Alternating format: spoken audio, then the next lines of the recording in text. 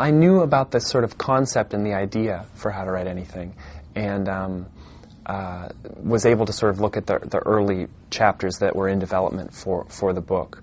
And it was a kind of unique opportunity because I had sort of been realizing within our own program, we've been creating our own textbook and really using a genre approach where we really were trying to match the readings that we had our students doing with the genres of writing that we were asking them to do.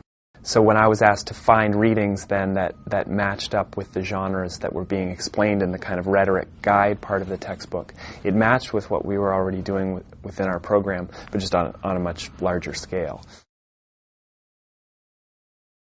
There's 8 major chapters, and each of those chapters represent a particular genre of writing, and actually there are genres of writing that students are very commonly asked to do in writing courses, especially in first-year writing courses. So things like literary analyses, rhetorical analyses, argument papers, proposals, reports, evaluations. And one of the attractive things to me about the textbook itself is that it was not saying, here's the first thing that you do.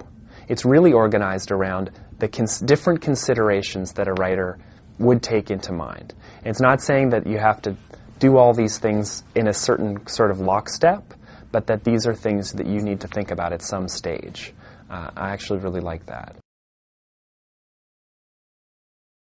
The reader is linked most directly to the 8 major genre chapters in the book, in that we're then gathering readings that fit under that fit with each of those 8 major genres.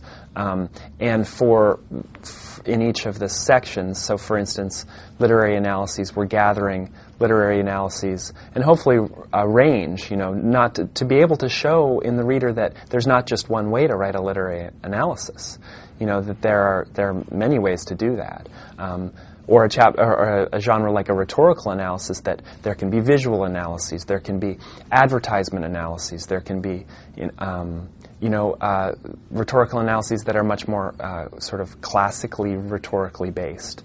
And I think that again gets to that idea of flexibility is power. When students see a range of possibilities for an essay, I think it gets them out of that mindset that there's only one way to do an assignment, or that the instructor has in their head a perfect rhetorical analysis essay. I always hope this for textbooks, and it never works out perfectly. But I hope that students get home after they buy the textbook and they flip through it and they're just interested, that it's something that they are interested to pick up. That it seems easy for them to understand how to kind of move through it, that they can open any page and find something interesting, not just useful to them, but interesting to them, genuinely interesting to them. And that's the challenge in putting the readings together.